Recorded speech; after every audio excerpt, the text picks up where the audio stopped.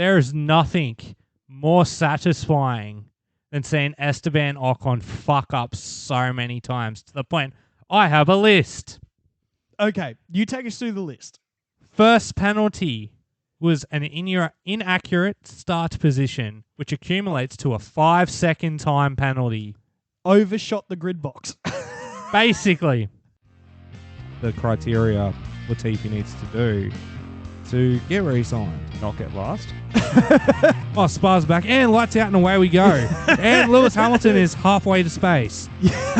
Personally, go IndyCar over Williams. Yeah, basically. Grosjean Zhu?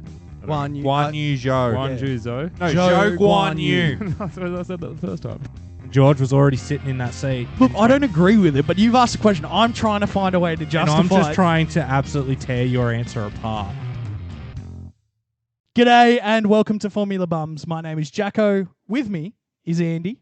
How are you, mate? I'm all right. I'm still tired after the last week. It's been a big week for you, but in good news, racing is back. Look, motherfuckers, why was it at 2 a.m. our time? Why the fuck was it at 2 a.m.? It was at midnight last year. And the next fucking race is at 4 a.m. The broadcast started at 12:30 and I was like, 12:30, that means the race will probably kick off at 1. And then I Googled it because I stupidly was like, well, I'll stay up. No, 2 a.m. 2 a.m. I was like, fuck that. I'm going to bed. I'll watch it in the morning.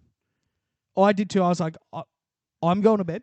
I'll wake up at 5 a.m., watch it before work. Woke up at 5 a.m., instantly went, I don't even like the sport that much. I'm going back to sleep. Went back to sleep and then took the day off work. Not a sickie, actual leave. Don't anyone be telling my boss, but genuine day off, and then watched it.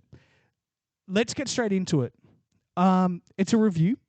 Let's start with the news.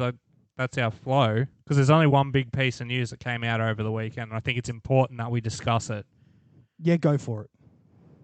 Toto Wolff has admit Mercedes are fucked up. They not only that, it's I think the first time ever that they're like, oh yeah, we're actually going to change our car. Like genuine walking back on what they've done.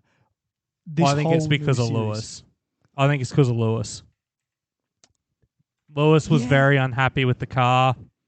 They were still so far behind the Red Bulls, it wasn't funny. So I guess we're going to see a Mercedes Red Bull in a few weeks. You know what? I think it's going to take until probably, I don't know, maybe the mid-season break for them to fully pull this off. Aston, Mercedes hasn't been developing two chassis like Aston was allegedly last year.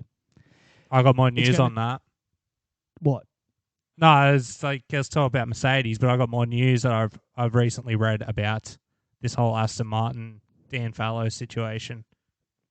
Okay, yeah, look, my talk on Mercedes is, I guess it's inevitable. Taking that second year of going, you know what, we really think we can actually make this design concept work and be effective wasn't crazy. What was crazy is realizing that, with a year of evolution for the winning formula, they've extended on us so much further. Like the porpoising's better, the speed's better than it was last year. They've all gained time. But it turned out Red Bull's philosophy is just so much quicker any way you look at it. So I don't think it was a poor choice to stick with the no side pod design. I actually think it's an incredibly smart choice to now go, all right, well, we gave it the best chance we could. It's not working. Let's make it different. I just think it's funny. They didn't even get to the race and they were admitting that, yeah, this car's fucked. I mean, from the first practices, we saw that it wasn't where they wanted it to be. Still hilarious to me. Look, I do think it is quite funny, but I also think that because they are Mercedes, they're also dealing with it in like the really intelligent way they deal with most things, except for their second drivers. Toto Wolff will be doing exactly what I feel like Trent Robinson should be doing to the Sydney Roosters this week, getting an extension cord and whipping the shit out of anyone that works there except for 2 stars. Andy? It's for bums on the bench. I love you, my brother, but that is for our other show. We've got to give the people what they told us to give them, which is Formula One. I was relating it to Formula One by saying Toto is going to have the extension whip, whipping the shit out of all his employees to get that car designed as quickly and as effectively as possible. Oh, 100%, man. when they did their end of Bahrain water fight that they do every year, he boiled the kettle this year. I have no doubt about that. Okay, fantastic. Well, we've made some changes to how we talk about the teams this year. Last year, Andy and I would sit down every afternoon and try to think of a cool way to tell everyone about it. This year, we're going to talk about the constructors each week from last to first. So not race position, but World Constructors Championship, because allegedly it means something, from back to front. So that means today we're talking about Williams. No, we're not. No, we're not. I'm on 2022s. Whoops. Today we're talking about McLaren. I was on the wrong year. Wow. I was like, Williams didn't get 8 points. That's crazy. We're talking about McLaren. Man, they are well behind the 8 ball, aren't they? It was a very disappointing week for McLaren in general. Both you and I were excited about some of the misfortune, but for different reasons. I came up with a phallic nickname for Piastri too. So there is some good news for McLaren. What is it? Little P Piastri. I hate it, and I hate you. He will graduate to a big P Piastri when he finally does something. Look, it wasn't. But in that McLaren, he will be a little P Piastri. No, he won't. He's my boy. Look, no, Danny is big Danny's dick Danny still my Rick. boy. He's always the boy. But he's my Aussie boy who's racing at the moment because God knows Doohan ain't doing shit at the moment. If you watch Valtteri's Valtteri's a adopted Aussie. He's doing better. He's the Aussie for the year. I'll take it. Look, that's a fair statement. Qualifying for McLaren was abysmal. Was abysmal. I mean, look, they've even said the car's not good. Zach Brown was sitting there wasting so much airtime by being like, oh, well, we're not quite where we want to be, and we think things will get better. We're bringing updates in the next couple of weeks. Yeah, Zach, so is everybody else. It's not happening for him this year. Piastri they're going to have a lot of time. I was going to say, they're going to have a lot of time in that wind tunnel they're making for next year. You know what? They're going to have the most time in the wind tunnel. Oscar started in 18th. That's because Gasly got penalties. He had a lap deleted from qualifying. So Oscar started in 18th position and Lando started in 11th. So Lando being 11th was the only good news this whole weekend for McLaren. Oh, look, it went severely downhill directly after that. Oscar had a really good first lap, though. He did? He made places, yes. Yeah. So his pace, once he began driving that car under race conditions, looked okay. It didn't ever look like it was going to be a points finish. However, he looked like he made, I think, 2 or 3 places in the first 2 corners. That kid's an incredible driver. Like, we've spoken about his junior record before, but I want to bring it up again. Most talented junior we've seen since Max, and he's even done more things than Max has done. 4 comps in a row. Yeah, but after that, though, didn't look too crash hot for him. Lando had like 5 pit stops, didn't he? To top up the hydraulics. So part of the pneumatic actuators for the hydraulic system. Because you're not allowed to top up oil. No.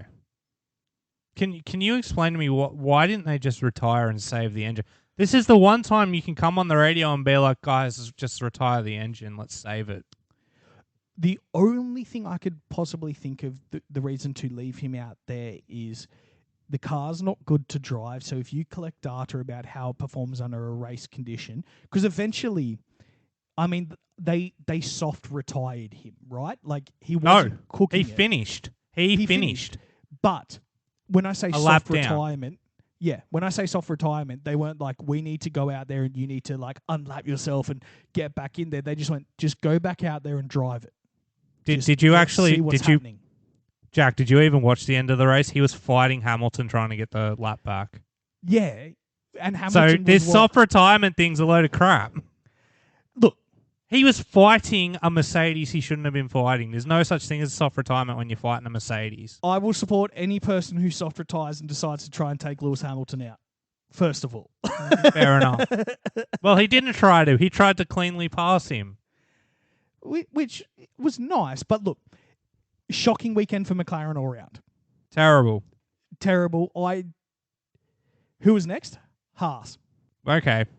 Haas's weekend can be summed up with Nico being really good in qualifying and then getting hit in the race. Yeah, and having like significant front wing damage for the rest of the race until they changed it. No, didn't they just leave it? Because he was pretty slow the whole race. They left it for most of it. Why didn't you change it like as soon as it happened? Nah. I think it was just keep going, mate. See what you can do with it. It wasn't because nothing came, like a piece came off it, but then it seemed relatively stable. I don't know, man. It's Haas. They make weird decisions all the bloody time. They'd probably save him money. Yeah. Yeah. So he started in 10th. Didn't do well after that. Like just straight towards the back. Pace looked all right in some areas. Like once they changed the wing, he came out and got fastest lap, which ended up getting taken off him. But you know what I mean? There was still signs. The Haas had pace. It was just K-Mag was stuck in the pack and really couldn't get himself out. And Nico, unfortunately, was hitting the opening lap. And after that, it was pretty much back to the back of the pack, like back to familiar grounds for Haas. Yeah, look, familiar grounds, which I don't think is indicative of the performance we're going to see come from these cars. No. And I believe K-Mag's lap in qualifying was affected somehow with like the debris. Remember how there's that brief red flag for a piece of debris? I didn't watch qualifying. I did. So I don't know was if in it was for a long Queensland. time. You were working. There was at one point a red flag for a piece of debris that wasn't on the racing line, and it affected like 6 drivers flying lap in Q1. I want to say it was, which is when he went out. I'll have to take your word for it because I didn't watch it. Yeah. So I think his was one of the laps. I'm going to go out on a limb and say, yeah, it's K-Mag. He's a quick driver. Like he's got some real pace there, and the Haas is okay. Not a good weekend, but also like first weekend of the year, and it wasn't because they were just slow. Like they still made passes. They were still doing things on track, even though things went wrong for them. But yeah, not where they wanted to be for their first week. I'm thinking we'll see some good shit next time. Then we had AlphaTauri, also on 0 points. Man. What's your take? New team? That car sucks. Yeah. That Nick car DeVries. just... Nick can drive the wheels off anything, and Nick was towards the back the majority of the race. He was up the front every now and then after like when the pit stops were out of sequence. But other than that, it can be chalked up to one thing. That AlphaTauri sucks. They really, really haven't adapted super well to these conditions. Nick qualified 19th, and Yuki qualified 14th. Yeah. And Yuki we expect to sort of just fizzle out. So yeah, I did too. However, I saw... And I know this, you're not going to love this because you hate when I go, this is what I feel. But I had a feeling. He looked confident in that car. And I know he only did 57 laps. Like, it's the first race. But for me, I don't know. Just every time I saw it, he was making moves. He got it to 11th. it's a 57-lap race, so he finished the race, is what you should have said. He finished the race. Not a lap down. He's the last person to not be lapped. Which is better than last year, man. Only 10 cars were lapped. 9 cars were lapped. No points. I think upgrades are going to be their only saviour this year, and Nick DeVries. That's my take on him. Once Nick gets acclimatized to the car, I feel like he'll do a bit better in it like Yuki, and he will eventually beat Yuki this year. Yep. But man, that car right now is just a turd on wheels. Not good. Next team, coming in at 7th overall, was Williams Mercedes on 1 point. You know what? They did really well this weekend. They did, didn't they? I want to say they went past my expectations in a couple of different ways. I'll go with my experience with Williams for this race. I was keeping a close eye on them because I was very curious about how their upgrades have gone. And what caught my eye was Logan was always right near Albon. He wasn't 16 seconds behind him. And they made up, 4 or 5 places on lap 1, and And they slowly but surely made their way through to the field where we expected them to be last year. So when we look at teammates, we always say within 2/10 of your teammate is acceptable, right? Yes. Logan qualified within 2/10 of Alex Albon. Yes. It might have been at the back of the grid. 15th it and was 16th. Yeah, it's still not that bad. Like Albon went to Q2 and Logan didn't. Yep. Not bad for your first week in an F1 car. And the only reason Logan didn't go to Q2 is he got the exact same time as Lando Norris, but Lando Norris did it first, which means Lando got the position in Q2. That's it. They qualified for Q2 in the exact same time, and Lando got it because he did it first. That is the only difference. So we can essentially say that, well, Logan did make Q2 with Albon as well, time-wise. Yeah. Race-wise, good. Really good. Albon sneaked through and got the last point. Logan Sargent finished in 12th. Very good for your first race in a Williams. That car definitely. That car's heaps better than it's ever been in the last 5-6 years. They're only going to get better. It's working. It's working. And I'm super excited for the year ahead that these two boys have. Because one, I love Alexander Albon. Two, Logan Sargent seems like a good young kid. I don't think we've ever heard anything negative against him. Yeah, not a massive amount of points, but good, right? I'm stoked. Still points. That's what I'm saying is still points. It doesn't matter if it's 1 or 25. You still got something over the 3 teams that didn't. Absolutely. And we'll just, keep watching them. They're going to get better. Upgrades are going to help them. They've got great leadership. And they'll keep pushing. Next team we get to talk about, though, this is going to be a fun one for both you and I. I know exactly which team this is coming to. Alpine. Now, do you want to go first or do you want me to go first?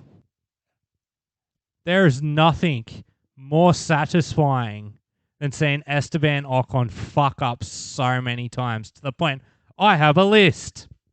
Okay, you take us through the list. First penalty was an inaccurate start position, which accumulates to a 5-second time penalty. Overshot the grid box. Basically. His second offence. Stewards have reviewed the video evidence of car 31, and guess who did not serve that 5-second penalty? Therefore, a 10-second penalty has been added to Esteban Ocon. Now, was that when they didn't complete the 5 seconds properly because they worked on his car? Yeah, so he pulled in and they initially went to put the things in to remove the front wing and then had to pull them out. Disqualifies the 5-second pit stop. Yeah, yep. So got a 10-second on top of that. So now he's been penalised 15 seconds, theoretically. And then, after serving the 10-second penalty, he speeds in the pit lane, constituting another 5-second penalty. Oh, and then had a sook on the radio about it, being like, I've been doing this my whole career, which is what, like 3 years? Do you know what the speed was that he was clocked at? I know what the speed pit limit is. I don't know what he so was what is clocked it? at. What is it then? Is it 70 k's an hour? It's 80 k's an hour. He was clocked at 80.1 k per hour. Oh, no. Oh, no. Like, I hate to defend Ocon at all, but, like, please, he's already dead. Like, they're kicking him while he's down. Like, here's the thing. Fernando has a button on his steering wheel that is clearly a steward's penalty button because he was just hammering that all race. Another one. He got nailed. It ended up making him finish. He didn't even finish. He didn't finish. They retired. He retired the car because he was 25 seconds behind Norris. Yeah, and Norris was 2 laps down. And Norris's car didn't work properly. It was, my hands down, that is now my second favourite Esteban Ocon moment of all time. The first one was when Max called him a pussy. And then we get to talk about someone I'm a massive fan of, Pierre Gasly. the man himself, started. I was worried going into the race. Look, Starting P20 in an Alpine. which clearly has some pace to it, right? Because he ended up finishing in 9th place. Like, that is a mega drive From for a mega anybody person. to do. I mean, like, Ocon, worst race in history. Pierre Gasly, this is one of his best races, and it wasn't really noticed on the broadcast. Mind you, there was a bit going on to talk about. Like, you know it's bad when it comes to your drive when the commentators are laughing at you live about all your penalties. Like, I think they even at one point, Crofty's like, okay, so he's had another one. No, Martin, we're not going to talk about it. We're just going to move on, because I think they got in trouble for laughing at him by a producer because they were cacking themselves to be like, he's had another one. And yeah, Pierre Gasly. Couldn't have happened to a nicer bloke, though. No, not at all. It could. The only nicer person, I think, on the grid apart from him is Lando Norris. Yeah, Gasly nailed it. 2 points. Fantastic. I mean, yes, it's not competing for podiums where they want to be, but starting last isn't what they planned either. He had a lap deleted, which was the lap which would have put him up the grid.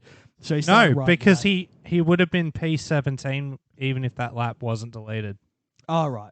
Yeah, okay. So he wasn't quick in qualifying, so he's put it together in the race like an absolute champ, and it's very clear who the number one driver is. Oh, I mean, I don't think they've told Ocon yet, but if he doesn't figure it out soon, I think the stewards told him who the number one driver was today. They're like, shut up, buddy. You don't even go here. 5th place in the Constructors' Championship, Sauber, Alfa Romeo. That's thanks to one man, the adopted Aussie. Possibly who had your favourite Australian Aussie. He had a fucking blinder of a start. He jumped from P12 to P8. Sure, he dropped back a few laps later, but it was an absolute belter of a start. Fantastic start. Awesome looking car. Awesome looking dude as well. It's the mullet. It makes him more aerodynamic. It is. It does it. It provides high speed stability, which is what they were missing last year. It's why Zhou finished 16th. No mullet. Zhou, the only thing I really remember of him on the broadcast is he finished with fastest lap. That's it. Right at the end, he got the fastest lap, which says two things to me. One, that car has more pace than Zhou was able to get out of it for the length of the race. And secondly, Bottas, fantastic. 4 points. 8th place. Like, yeah, it wasn't to the level of like what the Aston Martin's up to. But from where they were the last couple of years, significant improvement. If they can get both drivers into that top 10 regularly, they're looking really good. Yeah, no, I agree. And it's a very good team for Audi to sort of take over. I mean, I tell you what, they're putting in so much work to give Audi a good start in the sport as well, aren't they? Like, that's if you're purchasing a team, that's what you want to see. You want to see a team coming up. There's only one other team on the grid that's sort of in that position right now. Yeah, 100%. And that was funnily enough, that was the last team that was bought out recently, which was on its up and up when it got bought out too.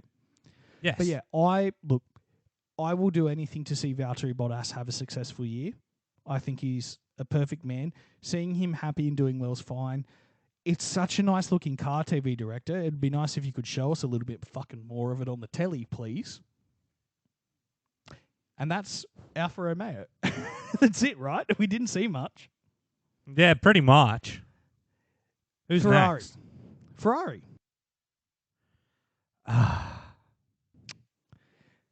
Look, I guess Charles didn't sound as angry this year. He didn't sound that bad. It wasn't Ferrari fucking Ferrari. It was his engine fucking him. Yeah. But it was not good. But in saying that, Ferrari really Ferrari Carlos' strategy. Yeah, they really didn't know what to do. I think it sounded like they had a plan for every situation except for being stuck in no man's land. Like, I think they had one plan and they were like, "Yep, plan A. We're doing plan A. That's what our situation is. We're doing plan A." And plan A was soft to hard to hard. Yes. And it just wasn't the strategy this year. It wasn't the strategy this year. Their qualifying results were good. They locked out the second row of the grid. They were very close to each other. Like, Carlos was 1/10 behind Charles. That's really good. Like, all signs leading up to the race was, yep, you guys are in a really competitive position. I don't think anyone expected the ease of Red Bull coming out and just disappearing, right? Like, well, in saying that, I don't think Ferrari really thought it through. Because there was a point. There was a point in the race where Crafty and Brindle were having a discussion, because there was a few things I want to bring up about those two after we get through the race. And they were talking about, if you're Ferrari, what do you do in this situation? You've just told Charles that you're sticking to plan A. Well, why don't you change Carlos's strategy all of a sudden? Why don't you make Carlos undercut Perez? Why don't you bring Carlos in, put a fresh set of mediums or softs on or something? Do something other than the status quo and see what you can achieve doing that. And they never did they? They just kind of were like, nope, we're sticking to what we decided yesterday. It's sort of the polar opposite of Ferrari last year. They were overthinking and coming up with about 45 different plans. This year they had one plan, and that was the only plan they gave a shit about. And you know what? I don't knock them for doing that. However, some flexibility is needed. We only had one checking this race, which I think is a new record. There was only checking said once on the radio that we heard. I heard it twice. I heard it with the bumps. Carlos said, why am I bouncing so much? And they said, we're checking. Focus on the race. And then there was one earlier in the race where they were asking Carlos about Carlos was asking about how much he could push and the tyres still make it. And they're like, we are checking. He's like, if I keep this pace up, we're not going to finish. Oh, his little poetry bit. You realise that's it? Well, it rhymed. I don't think I quoted him verbatim. No, you didn't. But what he said verbatim rhymed. He goes, it was something along the lines of like, if I keep this pace up, all right. It rhymed what he said. It got posted all over the internet being like, look at Carlos. He's just making poetry as he drives. He rhymed two of the sentences together. It worked perfectly. Look, they came through with 12 points, which was Carlos finishing 4th. Charles' engine, as you said, I want to say like maybe 30 times in our preseason. What did you say? Engine go bang, bang? You're right. Engine go bang, bang. Engine did go bang, which I thought wasn't going to happen. So I will give you credit there. You are also right about Ferrari, but the caveat is you're right about most things and also Ferrari. Whereas you're right about nothing except for Ferrari. Yes. Can I just bring up now that we're onto this, you told me all preseason, no tyre blankets. Tyre blankets are gone this year. And then when I was watching the fucking pre-show, I see tyre blankets on all the cars. So and then I hear that research. Yeah, no, but then I also hear Crafty say, oh, they're coming out of the blankets at about 70 degrees Celsius here. Yes. So what does your research actually entail? And admit that I'm right. You are correct. No doubt in my mind, you are correct. However, before you were correct, I was correct. I just didn't pick up on the protest all the drivers put in. 2023 was supposed to be no tyre blankets. All the drivers said, well, that's really dangerous. We shouldn't do that. So the FIA went, okay, we won't do that. We'll look at lowering the temperatures and phasing them out. So the tyre blankets were originally at like between 90 and 100 degrees. They've been dropped. They're looking at phasing them out by 2024. Unless the drivers protest again, which they will. So at of one course point, they will. I was right. I'm currently no longer right. But if I actually paid attention to this sport, I would have realized that they're not doing that anymore. They've changed their minds. What do you think this race says about Ferrari season as a whole? It's too early to say anything. It's too early to say anything. But if I was to make a prediction, I feel like if we're going to be giving Ferrari shit for their strategy, it's because they're not thinking of options this year. It's going to be the complete opposite. It's going to be the complete opposite of last year. I can't fault them for engine go bang bang. It happens. It's not their fault. It's going to happen. Yeah, engines go bang bang, and even pre-race, they saw something in the engine and they changed the energy store. You know what I mean? Like, it's inevitable. There's 3 things guaranteed in life: death, taxes, and engine go bang bang. Especially in these cars. Oh, exactly. So you can't fault that. Right now, I'm still optimistic Charles can win the championship because the winner of the Grand Prix of Bahrain for the past few years has not won the championship. The curse, the Bahrain curse. Yes, I knew this was going to come up today. Well, it's actually a load of shit, the Bahrain curse. It's 2017, 2018, 2021, and that's it. And 2022. Yeah. That's it. Yeah. Every other one, fucking it's a non-factor. Like fucking Lewis won in 2019, Lewis won in 2020. You know what I mean? It's a new invention that it's what we like to call in the medical profession copium. Yes. Copium. It was, I want to say, it wasn't a disaster weekend for Ferrari. No, I agree completely with you. If it happens another 3 or 4 times in the next 3 or 4 rounds, then we can talk about Ferrari being Ferrari again. And if you want some superstition too, this is exactly what happened to Max last year. Exactly. Took him 3 or 4 rounds. Yep, and he went on to dominate the championship. I still think Charles Leclerc can win a championship. I don't think he's going to win it this year. That's because I'm a Max fanboy, plain and simple. I support my boy.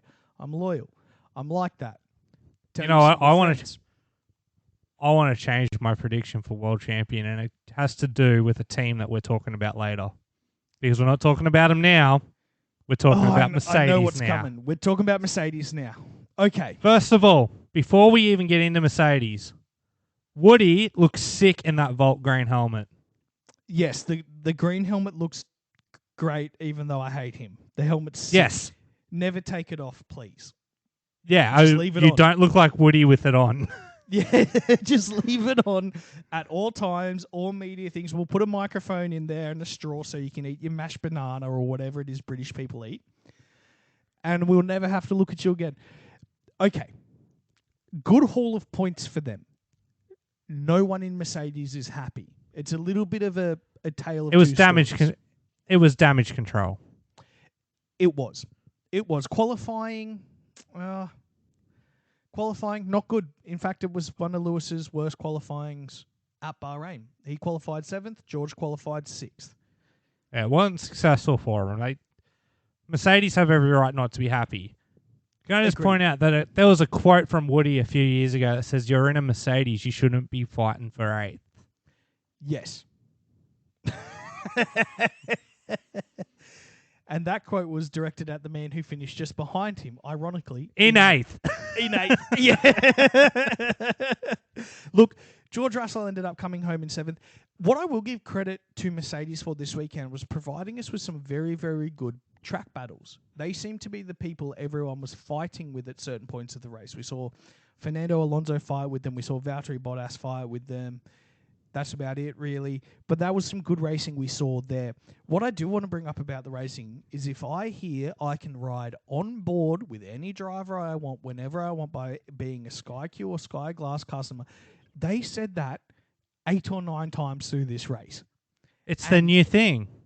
In every session, it was mentioned 5 or 6 times. Like, I'm waiting for them to put together some B-reel of Zhou's crash being like, do you want to ride on board with this? Oh. Don't look at me like that. That's staying in. Look, it frustrated me. Mercedes themselves, Hamilton beat Russell. I will support that all the time. Fantastic. They've got a lot of work to do. I mean, points-wise, they're always going to be there. While the car isn't as good as they want it to be, the positions both drivers have the ability to get themselves into every week is decent. They're sitting in 3rd. Yeah, and this quote from Toto, I think, sums up Mercedes. There's not a single positive thing we can take from this race. We're lacking pace. The drivers have to push, and it's hurting the tyres. Red Bull is on another planet. Aston Martin is the second quickest car. It's a real wake-up call for us. Yep. And, I mean... Toto couldn't have put it better. You know what I mean? Like that's absolutely a sum-up of Mercedes this weekend. They thought they were better, and they're shit. Is our episode title going to be "We Actually Agree with Toto" for once? No, it's not. It's a. Let's move on to second place in the constructors because I think this is where we get the title. Yeah, because you're very excited about it. I'm even wearing the hat. Oh, he's got the hat on. I just noticed. I've got the hat on. You wearing any Roosters gear? That's for our other show. Aston Martin. What the fuck, man? Where did this come from? I have a feeling it's come out recently that a number of Red Bull engineers have followed Dan Fallows over to Aston Martin. And I don't think they've forgotten how to design a good car. No, clearly not. I mean, look, you work for Adrian Newey. You know what you're doing. Helmut Marko said that. He said he doesn't think... That was a quote from Helmut Marko. Who's like the weird, always there.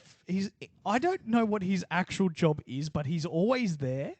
He's there to nurture and grow the junior crop of drivers. That's what Helmut Marko's. So he hangs out in F1 with the most dominant team ever. Yeah, really, really good weekend for Aston Martin. Qualifying, I mean, not as good as we saw some of their results. Fernando Alonso qualified 5th. Lance Stroll qualified 8th.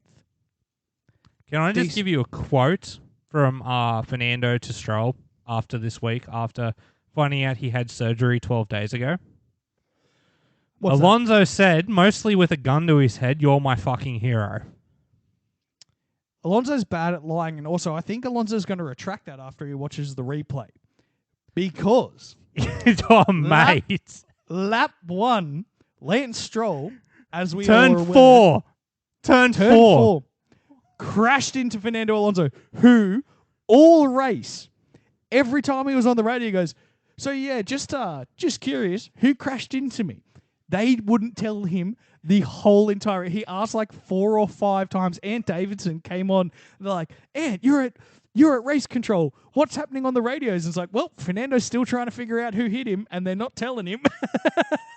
Lance Stroll slammed into the back of Fernando Alonso's rear wheel. And that really compromised Fernando, because if you look at what Fernando was doing, he was trying to crisscross Hamilton at that point. So not only did he lose, he lost place to Woody because of Stroll. Yeah, he could have overtaken and attacked the Ferraris because he had the pace. Oh, dude, this man, if he started in second place, had the pace to possibly stick with Max Verstappen. Maybe not get him, but to stick with him and actually challenge the start of this race. Fernando Alonso is without a doubt one of the best people to ever drive a car on this planet. Holy crap. He's what, 42? 41. 41. So I watched the episode of Drive to Survive today about Alpine. Okay. Do you want some juicy backstage goss? Because it wasn't it wasn't in that room. You know the room that they film in? It wasn't in there. All right. I'm not 100% sure, but I'm pretty sure this was shot at the Bahrain, the Hungarian Grand Prix, the day after Seb has announced he's retiring. There's a shot of Fernando and Otmar up on a gantry having a chat. And what's picked up is Otmar is like, "Yeah, man, I'm a man of my word. The contract's coming. It'll be here. If not today, it'll be there tomorrow for you to sign." And Alonso says, "Sweet, I'm good to sign it. Just get it to me." Oh, no. Within 20... It then cuts to Fernando's birthday on Sunday, and Alpine giving him a happy birthday cake and singing happy birthday to him. Alonso's like really uncomfortably thanking everyone. Because he signed a contract. He's already agreed to come to Aston at this point by the look of it. And the sit down with Alonso when he sits there and he's like, "Yep, Lawrence called me. He said, 'What's the chances of you getting out of the contract?' He goes, 'Mate, I haven't even signed it.' They sent him a proposal and he liked it, so he signed it." And then he goes, "Bye-bye, I'm the bad guy now," and walks out of the room. Yeah, and you know what, man? it's nice to see this dude make a good career choice for once. We've got egg on our face, don't we? Because we thought it was the dumbest idea he could have done. Everybody thought it was a dumb idea. Like, did anybody at all last year go, oh, Aston Martin's going to be the second best team come next year? No. No, not at all. I want to talk about Stroll. First of all, I will give the man some credit. Broken toe, busted wrists, good effort getting back in the car. I can see why you wanted to come back so much because that car's making him look really good. Because he already showed in this race that he's not a good driver. No. Took him 4 turns. Yep, 4 turns. He locked up a couple of times, made some really just lazy errors throughout the course of the race, and still came home in, what, 6th? 6th. Fernando Alonso, on the other hand, goes to show pure talent. Some of those lines he were taking, particularly into turn 10, that really, really sharp one after you come down that little downhill bit, he was taking a different line from most other drivers, most laps, getting on the gas earlier than everybody else and powering down that straight. He made the Mercedes look second rate, which they are, but he made them look it. If his start wasn't compromised by not the best qualifying lap and his teammate, which he now knows who hit him, so it'd be interesting to see what he says in the future. They're going to change that button in his car from Ocon to penalise Stroll. Oh, they're not going to change it. He's going to have one more button than every other driver on his steering wheel. He's going to have 2 penalty buttons. Like, it's plain and simple. Fernando Alonso, look, I'm on the hype train. You're on the hype train. The whole world's on the hype train. This is what I want the championship to go to Abu Dhabi, and it's Charles and Fernando fighting for it. I mean, I'd be okay with that. I still love Max. I'll always love Max. But can you imagine seeing Fernando Alonso win? Like, he was the epitome of the meme of the dude pouring champagne, yelling, cheering on the podium in 3rd place. It was literally him. Like, someone edited his face onto that meme. Of course. I mean, there's been so many online over the last, when did the race happen? Like 10 hours ago, I guess? Something like that. 12, whatever hours ago. 15 hours ago. 15 hours ago. Fantastic drive. That Aston Martin looks unreal. It looks unreal at the moment. Getting on the podium, awesome. Just awesome. Fernando. So it's no secret Fernando's wanted to win, right? Yep. He has apparently secretly said he can't wait to be challenging for victories in this. He never thought that with Alpine. Not surprised. Not surprised. Like, I think he believed he could get podiums in the Alpine. He thought on his day with the luck fell his way, he could get a podium with Alpine, but with Aston, he feels like if luck falls his way, he's going for that. He's going for the dub. Mate, if he pulled out the best qualifying lap, he could have won this. Oh, easily. Yes, and let's talk about the Red Bulls now. Well, I was just going to say, 41 years old, and he doesn't look a day over 21 with his speed. No, not at all. Like, he looks, I want to say, better than he's ever looked in regards to, because now he's not angry. Like, Fernando has always been a very polarizing character in the sport. He's never once got a team on side. Dude, he hugged Lawrence Stroll. I don't think Lawrence Stroll even hugged his wife after they conceived his son. That's how good Fernando is. Let's talk about Red Bull. It doesn't get better than that for a team. No battered spouse for this weekend for GP. Max didn't want to kill him. He must have. Max said it was a lovely drive. You know it's good when that happens. Yeah, so, I mean, the story of their weekend is that they were never 100% happy with the car. They were always up there, as they should be, in all the practice sessions and in qualifying. Even the qualifying car they did, they both said that they weren't super stoked with the balance of it. And Max didn't have the perfect car. He came over the radio a couple of times and said, hey, when I'm downshifting, it's bumping and I don't like it. Like, I'm losing the rear end when I downshift. And they were like, okay, flick to this setting, flick. I mean, that happened during the race too, didn't it? Yes, yeah, and that's what I'm referencing, the actual through the race. So it wasn't the perfect car that Max wanted, but Red Bull being so good at what they do, just stepping him through different modes to like, hey, see if this works, see if this one works. I mean, he jumped off the line. Checo didn't have the best start. He got swallowed a little bit. Little bit, yeah. But he recovered. he recovered beautifully. Max got the jump, and after the second lap, it was like, well, he's run away with it. Like, he looks great. Yeah, it's business as usual. Yeah. He's putting in the work. He looked fantastic. Sergio Perez again showed why he is such a brilliant buy for that team. I do believe that Daniel Ricciardo wouldn't have been 11 seconds behind. I reckon he would have been 3 seconds behind. I think everyone at Red Bull knows that too, and I think, this might have been Checo's last race. I hope. But he did a fantastic job. Could you imagine they dumped Checo because he was 11 seconds behind Max? I mean, they would be batshit insane if they did, because, like, he came second and no one looked like he was coming close to Max. Like, that's Toto Wolff's wet dream right there. Yeah. But no, Checo had a fantastic race, mate. He did everything he needed to do.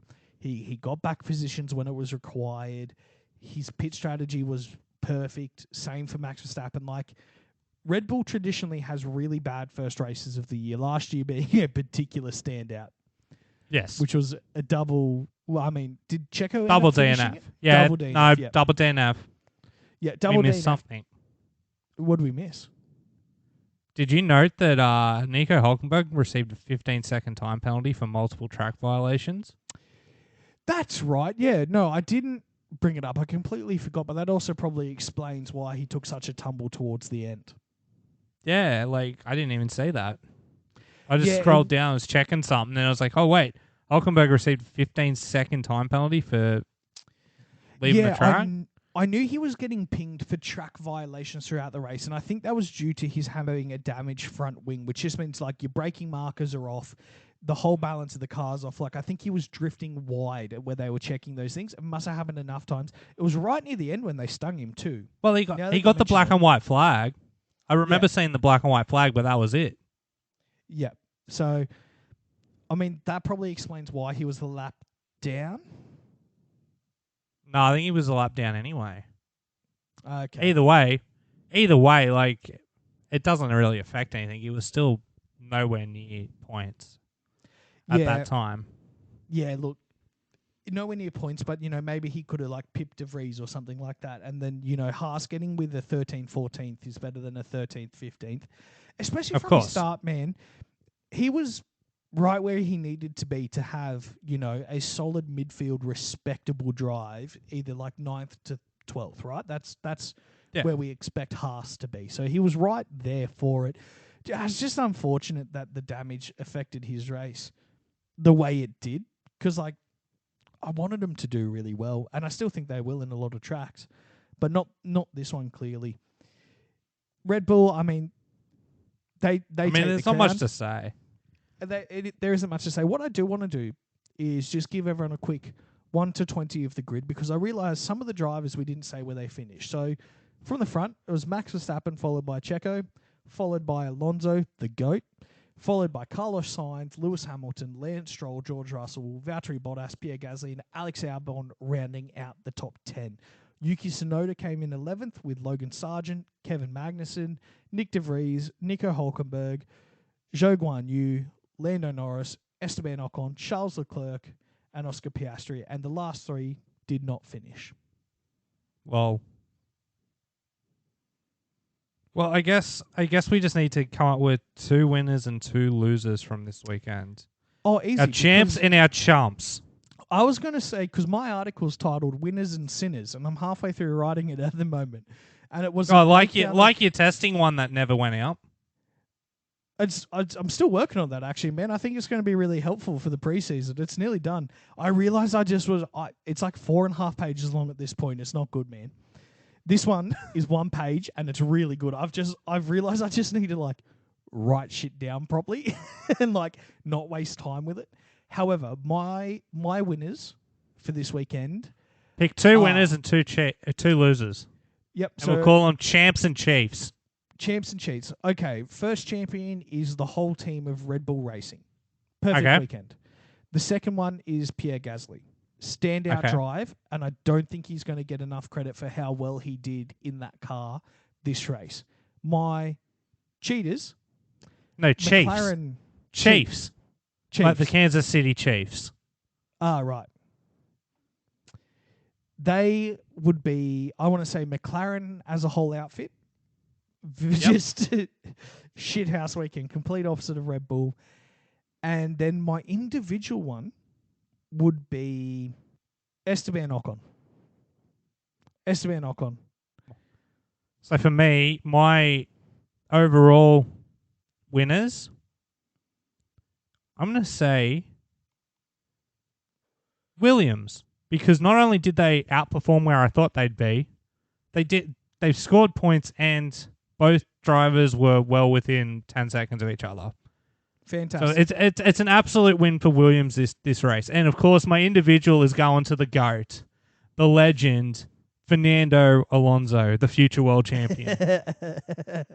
Because that drive was one of the most enjoyable, exciting, and just overall, like, it was pure racing. Because when he fought Hamilton, it was exciting. Whenever he was fighting anyone on the track, you knew that it was going to be a good fight. And it was clean. He left room.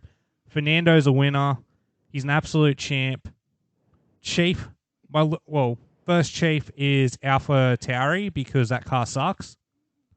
And my second chief is Esteban Ocon because I had such little expectations and yet you still managed to disappoint me. Yep. And how would you say overall Bahrain was for you this year? 7 out of 10. And it's mainly because of Fernando. I'm giving it an 8. I thought we saw some really good things this week. That's it for our review. I think bit condensed. It was very condensed this year. But we've got time constraints and we realise that maybe 2.5 hours when we begin a show and we go, well, not much happened. Let's just hear us waffle on. Them's the facts. That's pretty much it. But we gave you the facts. We gave you the facts. We hope you like them. Please listen to us. Please tell people about us. Follow us on our social medias at Formula Bums everywhere except for Twitter at Bums Formula. We were both asleep, so we didn't tweet last night unless you tweeted because I didn't check. Oh, I did not wake up at fucking 2 a.m. And I'm not waking up at 4 a.m. in 2 weeks for Saudi Arabia. I will be. I will be live tweeting because I will be on holidays from work, so I will be available. Lucky if you you. want to come and spend a bit of time with me just recycling old memes on the good old Twitter. We don't have a blue check mark because we're not paying $8 for it, first of all. How long until you post the standard Ferrari spaghetti in the gun meme that we always posted last year? At what lap do you predict? What lap did Charles retire on this week? That's when I would have posted it. So it would have been 2 weeks ago. No, this is for Saudi. Oh, for Saudi. If you're getting up, when do you think you're posting that? Oh, free practice 3. free practice probably, yeah, 100%. It won't take me till we get to the race. Thank you very much for listening, guys. I'm glad the sport's back. Andy's glad the sport's back. He's just emotional right now. If you want to hear why, listen to Bums on the Bench whenever that comes out this week. It is. Me and Josh already messaged. We're like, so we're probably going to give him a few days to cool off. I was like, yeah, we'll probably give him a couple of days to relax before we record that one.